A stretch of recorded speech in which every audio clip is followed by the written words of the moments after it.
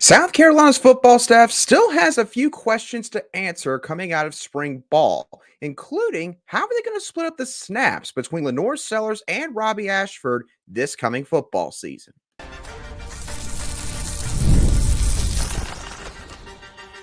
You are Locked On Gamecocks, your daily podcast on the South Carolina Gamecocks, part of the Locked On Podcast Network, your team every day. Hello, Gamecock Nation, and welcome back to the Locked On Gamecocks podcast. I'm Angeline, the host of this podcast, and also a staff writer for Gamecock Digest over on Fan Nation. Thank y'all so much for making the Locked On Gamecocks podcast your first listen or watch for your team here today. We are free and available both on YouTube and wherever you get your audio podcasts daily. Today's episode is brought to you by LinkedIn. These days, every new potential hire can feel like a high-stakes wager for your small business. And that's why LinkedIn Jobs helps find the right people for your team both faster and for free. So post your job for free at linkedin.com/lockedoncollege. Terms and conditions do apply. With spring practice officially over for South Carolina's football program, we're now going to go through a bit of a quiet period. Not a whole lot going on in terms of recruiting and not a whole lot going on the field, but that doesn't mean that questions don't remain. So we're going to go over three pertinent questions with this football team on today's show. And at the end of the show, we'll talk about a couple of commitments that South Carolina's football program landed this past weekend. All that on today's edition of Locked On Gamecocks. So let's start off with the quarterback position. And no, don't worry. I'm not going to ask the question, who's going to be the starter heading into this next season? As we've already discussed coming out of the spring game, I'm pretty sure that we can all agree that LaNorris Sellers is going to be the starter at some point in time in the near future, at least officially named the starter for the Gamecocks. But I will say this, Robbie Ashford, he should not be forgotten in that quarterback room. Because although Sellers put together arguably the best performance out of any individual player on the football field this past Saturday, Robbie Ashford, he did a pretty solid job in his own right. And no, the stats aren't going to bear that out, but we also do have to consider a couple of things. Ashford clearly was working with the worst offensive line out of the two groups that were working with him and LaNorris Sellers in the first half in Saturday night's spring game. Marky Anderson, for example, was supposed to be working, I believe, at left guard in that unit that was working with Robbie Ashford, and his back literally seized up on the first warm-up rep before the spring game was supposed to take place. And so, as a precaution, the staff decided that Marky Anderson should not play on Saturday night. And, it just kind of dwindled down the depth a little bit more. And again, if you go back and watch the spring game, in terms of the amount of pressure that both quarterbacks were under, I would say that Ashford got the worst end out of it in terms of how many times he had to take off running out of the pocket. But Ashford did impress me with his pocket presence. I thought that his pass that he delivered to Mazio Bennett was arguably the best pass on the night between all of the quarterbacks. You could argue that Sellers' incompletion to Joshua Simon in the end zone was the best pass that didn't go down as a completion because Simon wasn't able to corral it. But the pass that was completed to Mazio Bennett from Robbie Ashford, that definitely was up there as one of the better passes because he literally had a guy right in his grill, an O-lineman getting driven back, and he still managed to deliver that football accurately over the middle of the field. And Ashford, look, the book on him coming into South Carolina is that he's a really good athlete and he could probably do well in the short to intermediate areas of the field. But in terms of his accuracy, the farther the pass has to go, the less accurate the pass is going to be. And again, get to see a lot of shot plays on Saturday night or deep passes down the field because, as Dowell Loggains again warned everybody, it was going to be like playing vanilla ice cream as far as the play calling was concerned. So sure, we didn't get an accurate idea of maybe what Ashford could do in that regard. My point that I'm getting at is this, though. I don't think that you can just have LaNorris Sellers play all of the reps, all of the snaps for this football team this coming football season. But the question is going to be, how many snaps should Robbie Ashford get? Should it be situational? Should it just kind of be based on gut feel? I think that one thing that we did manage to gather from this spring game, even though, again, we might have to let more time pass before we get a full idea, is that the offensive line is not going to be necessarily great once again this season. LaNorris Sellers is going to have to make a lot of plays with his legs, which also means that LaNorris Sellers is going to be put at risk in terms of potentially getting injured. And so you obviously want to try to avoid that as best as possible. One way to try to mitigate that is by giving Robbie Ashford some snaps. So do you let Robbie Ashford go out there and say a quote unquote wildcat package where he could take off running, or it could be the running back, or he actually throws the football, sort of like a triple option RPO all mixed into one? Do you put him out there in the red zone? I would probably imagine that a lot of Gamecock fans would disagree with that idea. But the point here is this. I think you got to use Ashford in some way, shape, or form. And admittedly, part of that is also due to the fact that you don't want your backup quarterback to not be engaged because he's not getting any playing time. Robbie Ashford has, I believe, obviously he started at Auburn, and I also believe that he got some experience at Oregon. Ashford is actually the vet pretty much out of this entire quarterback room. And sure, you could argue that Davis Bevel might have him beat in that regard. But in terms of legit starting experience against SEC level competition, Ashford's got everybody else beat. And so if he's going to be the backup quarterback, do you basically want it to be where Sellers is taking every single snap and Ashford doesn't get anything? Because if that happens, then I can promise y'all, and those of you that have followed this sport long enough, you could probably see this coming as well. Ashford is not going to be all there. It's tough to remain focused when, let's be honest, you're not getting the exact kind of role that you're looking for. And Ashford, he didn't have to leave Auburn, but he decided to come to South Carolina where, again, obviously he had to have known that if he was going to come here, one, he wasn't going to be handed the starting quarterback job, and two, he was going to have a hard time taking it away from number 16 in LaNorris Sellers. But if you're Shane Beamer and this coaching staff, like every other coaching staff in college football now, you do have to keep in mind the possibility of losing guys after the season. Does that mean that you completely cater to their wishes and their desires? No. What it does mean is this. If you don't play Ashford just enough this next season, there's a chance that Ashford could leave again. And listen, right now, players can transfer as many times as they want, and they don't have to sit out a year. Okay, that has all been decided in the court of law over the past several months. So Ashford could just up and leave if he wanted to. Heck, he's got, I believe, 8 more days to decide if he wanted to leave already. So bottom line is this. There's no question. LaNorris Sellers is the best quarterback in that room, and he should be the starter this coming fall. The question, however, with that quarterback room is this. How do you utilize Robbie Ashford in order to make sure that Sellers still gets the majority of the snaps? Obviously, you would hurt your team's chance of winning if you take him out too much, but you try to protect him. And at the same time, you also try to make sure that Ashford doesn't get to a point where he just kind of sits there and he's kind of going, what's the point? I'm not going to get out there for like 3-4 snaps anyway. So why am I even here? You don't want to reach that crossroads either.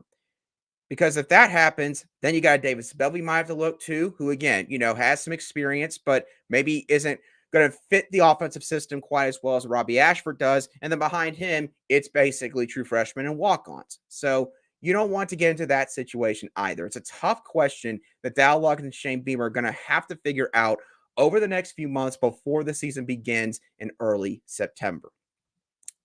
Now, it's not just the quarterback position where a question still remains on the offensive side of the ball. We're going to talk about a particular player in the running back room and why he could make it difficult for this coaching staff to decide the exact rotation this coming fall. We'll dive into that in a few moments right here on Locked On Gamecocks.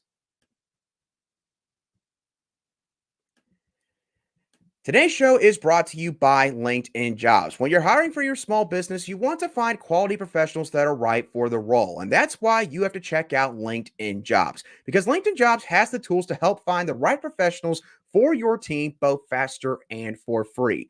LinkedIn isn't just another job board. LinkedIn helps hire professionals that you can't find anywhere else, even those who aren't actively searching for a new job but might be open to the perfect role. In a given month, over 70% of LinkedIn users don't visit other leading job sites. So the point here is if you're not looking on LinkedIn, you're looking in the wrong place. On LinkedIn, 86% of small businesses get a qualified candidate within 24 hours. Hire professionals like a professional on LinkedIn. Post your job for free at linkedin.com/lockedoncollege. That's linkedin.com/lockedoncollege to post your job for free today. Terms and conditions do apply.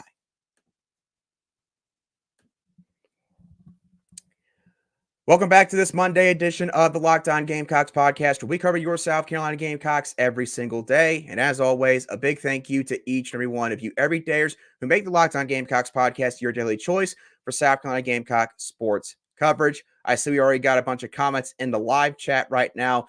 If any of you are commenting on the fact that I have a bit of a different look today, please be nice about that. At least I hope that y'all are being nice about it. But anyways, let's get back to some of the biggest pertinent questions remaining for South Carolina's football program coming out of spring ball. This next question I want to dive into is about the running back rotation, and specifically Dontavius Braswell's potential role in that running back rotation. The question being, could he crack the rotation despite the increased depth this season? Obviously, again, Rocket Sanders is going to be the starter here. This is not who's going to be the starting running back. That's obviously Rocket Sanders' job. Sanders obviously did not participate in spring ball due to an offseason procedure that he had on one of his shoulders, but he should be good to go at some point during the summertime, and obviously should be 100% once fall camp rolls around in August. You got Oscar Attaway behind him. Attaway honestly had a very quiet but really solid spring game in his own right. I think it's pretty clear he's the second running back. And that's where things get a little bit interesting because obviously those two are going to get the majority of the carries. But you typically like to have at least a third guy in your running back room that you could trust to go out there and every once in a while give both players a reprieve, especially with a position that deals with as much physicality as the running back position does. They're going to want to keep Rocket Sanders and Oscar Attaway as fresh as possible. So who could that third running back be? Jawarn Howell, transferring in from South Carolina State, he could potentially be that guy, but we do have to acknowledge he was playing FCS football 1 year ago. And that's a little bit different from playing SEC ball. So it could take him a good while to adjust to the increased competition. The athleticism, everything is heightened at the SEC level. However, one running back that does not have to go through that learning curve and therefore could work to his advantage is a Dontavius Braswell, who did get, I believe, 5 carries in the spring game on Saturday night and looked pretty impressive. I believe that a couple of the biggest runs of the entire night could be attributed to him. And so Braswell is a guy that, when we look at last season, for example, he didn't get a whole lot of opportunities until, say, the final month of the season when they played at Jacksonville State, Vanderbilt, Kentucky, obviously, where he made one of the biggest plays of the entire season, getting that block on a blitzing linebacker and allowing Spencer Rattler enough time to throw the ball down the field to Xavier Legette for what wound up being the go-ahead winning touchdown against the Wildcats. Braswell, he certainly has traits that you like. Obviously, everyone remembers him for his speed coming out of high school, being a two-sport athlete in football and track and field. But also, again, because of the fact he threw that block, he kind of showed that, hey, I'm also progressing in other areas that are just as important at the running back position, not just being able to take the football every so often and get some yards with it. So for Braswell, could this be a rotation that sees him as sort of that third back? Right now, Juju McDowell, he's out of commission because of a collarbone injury that he suffered earlier in spring ball. And listen, again, I know that fans love Juju McDowell. He's one of the rare guys that has stuck it out here over the past few years, despite the fact that he has not gotten as much playing time as most players would like to get in this modern college football. But he has stuck around despite all of that. Could he end up kind of falling back in the rotation because he's missed some time, and Braswell, from the looks of it, has kind of taken advantage of some increased reps in practice? And plus, we have to acknowledge McDowell, he's not a 3-down back. He is obviously a very small stature, Braswell, he doesn't necessarily have that working against him. My point here is this. We could kind of see sort of a miniature changing of the guard at the running back position where a veteran like Juju McDowell that you could easily just reward for being here for so long, and I'm sure he will still get to play this season. He could kind of fall behind a guy like Braswell who just got here within the past year and a half or so. So running back, in my opinion, is a position to watch, not because of Rocket Sanders or Oscar Attaway. Again, two obvious players right there that are going to factor in, but more so because of what Dontavius Braswell's role might be. Keep an eye out on that in the first couple of weeks of the season, and we'll see how that works out. The last question I want to go over, we're going to go to the defensive side of the ball for this one. Should Vakari Swain remain at cornerback if it means he's going to get less playing time? I think this is something that we've got to start asking. Vakari Swain, obviously coming out of high school, he was a highly anticipated get for South Carolina. And for those of you that recall that recruiting battle, Swain had been committed to them for several months, but at the very end, Deion Sanders, who had just been hired by Colorado at the time, he made a pretty big push to try to get Vakari Swain. And listen, say what you want about Deion Sanders, but when you have a cornerback commit and Deion Sanders wants him that badly to where he gets him on a visit on campus in the final weeks of that recruitment, I think that you should take that as the biggest compliment possible that a Hall of Famer like Deion wanted Vakari Swain. Now, Swain obviously did not have, a notable season, let's say, in 2023. I believe that he wound up only appearing in 2 or 3 games. It wound up being a redshirt year. Judge Collier was the guy out of that cornerback class that kind of rose to the top and wound up being that third guy in the rotation. And he was the one that, did not get redshirted. And sometimes that just happens. Growth is not always linear. And Vakari Swain admitted early on spring practice this past month when he spoke to the media that, hey, it's been pretty difficult for him to transition being a full-time cornerback. But in the spring game, Vakari Swain made some nice plays, made an athletic interception, getting a hand on the ball, and then turning around, contouring his body, and then catching it without really, losing his body control. That just gives you an idea of how good of an athlete Vakari Swain is. And he was a two-way player coming out of high school. And there are some people that believe that Vakari Swain, honestly, if he played wide receiver, he'd be a better full-time wide receiver than he would be a full-time cornerback. And the other question we got to ask here is this. Judge Collier, let's just go ahead and assume he has the advantage right now of being potentially the number 2 cornerback in the starting defense. And then you got a guy like Lewis Solomon who's coming here, a Shamari Earls, who is now committed for the 2025 class and very talented. We'll talk about him more in a few moments. He could factor in very quickly this next season. You get where I'm going with this. There's a chance that Vakari Swain, kind of due to circumstance, gets lost in the shuffle. And as I talked about earlier with Robbie Ashford and how you don't want to lose him mentally and then potentially lose him maybe in the portal, and now you got to fill out another spot if you're Shane Beamer and the staff, you want to avoid that playing out with Vakari Swain. And I think that this is a case where Vakari Swain, because of how good of an athlete he is, and because of the fact that, listen, he has willingly tried to make an adjustment that the coaching staff sort of forced upon him, you have got to give him a chance to see the field. If he can't see the field at the cornerback position next season, fine. Maybe it's time to just say, you know what? Maybe it might work out better if we put him at wide receiver. We've talked about wide receiver and how, look, you got a lot of experienced guys there right now, but also you don't have a lot of size. Vakari Swain's not 6'3", 6'4", but gosh dog it, I mean, I'm pretty sure he's 6', 6'1".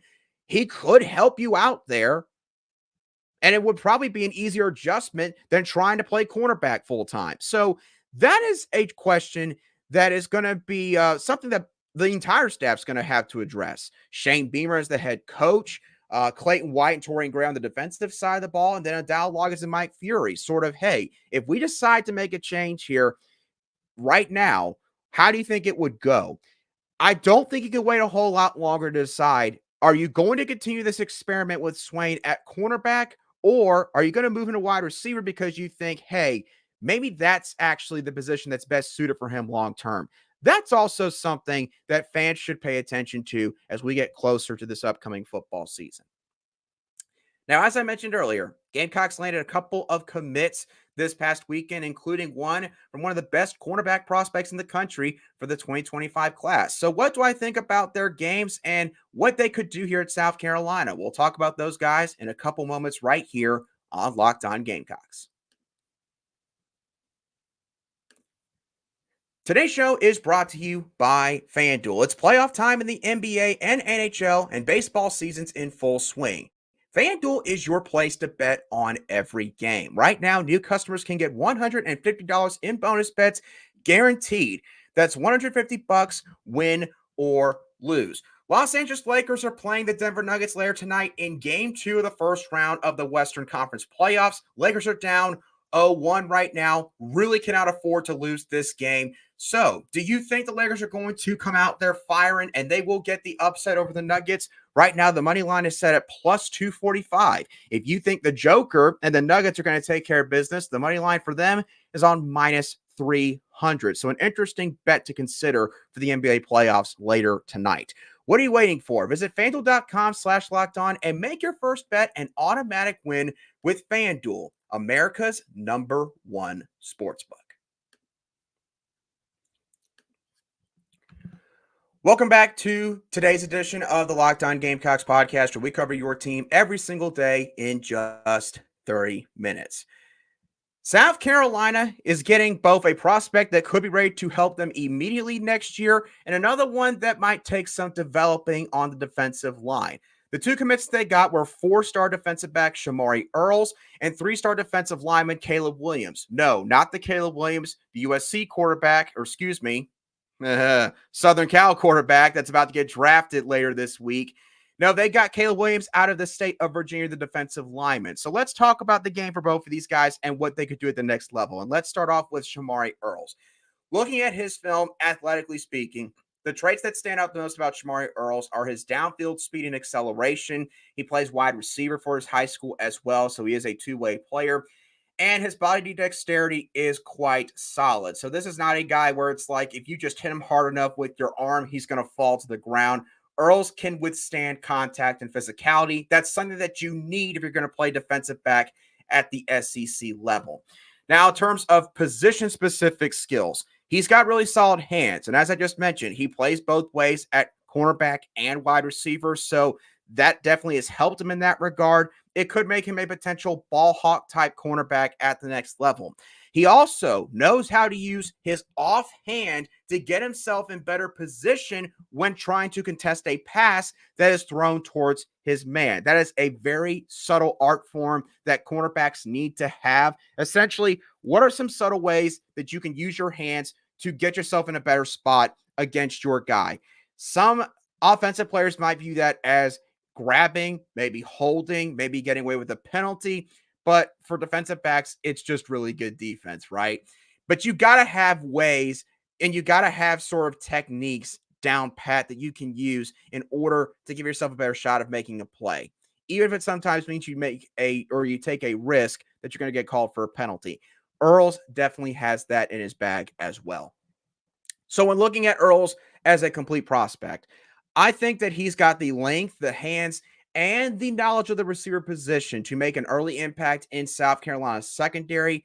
If you want a comparison, I would honestly compare him to a Darius Rush. I think that kind of like Rush and his experience as a two-way player in high school, that could be something that truly benefits Shamari Earls a great deal and could help him adjust quickly to the SEC when he gets here, assuming that he sticks, of course.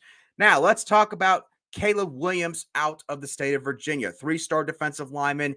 This is more of a developmental type prospect. Caleb Williams, now, I will say he does have decent speed. That definitely helps him in backside pursuit of a ball carrier.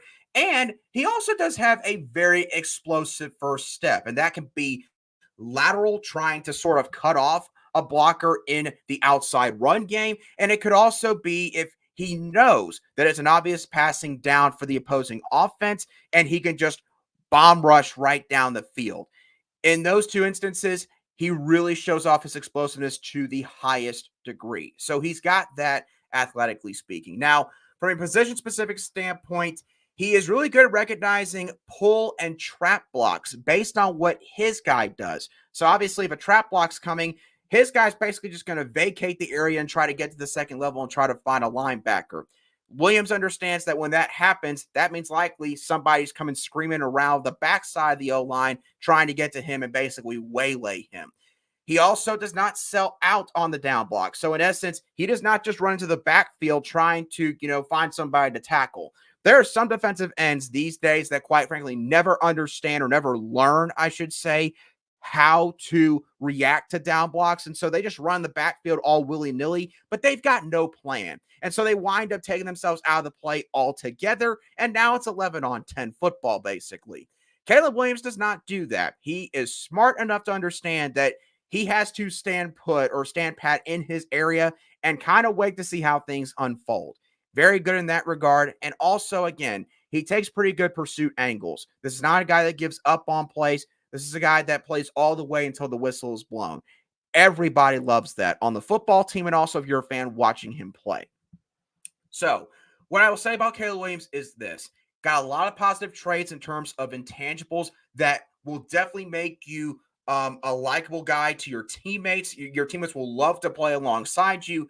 But there are also some things from a technique standpoint, I would say, that Caleb Williams could stand developing. So I think that for the first year or two, he's kind of more of your guy that's going to sit back and maybe redshirt for a year. And then the next year, you kind of hope, hey, he's in the rotation. And then year 3 or 4, by that point, okay, time to make an impact. That's kind of what I believe is going to happen with Caleb Williams. So I don't think this is a guy that can play immediately. But if you're able to give him some time and he is also willing to embrace taking some time to adjust to the next level, then I think that Caleb Williams could wind up being a very solid, fundamentally sound defensive lineman for this Gamecock defensive front.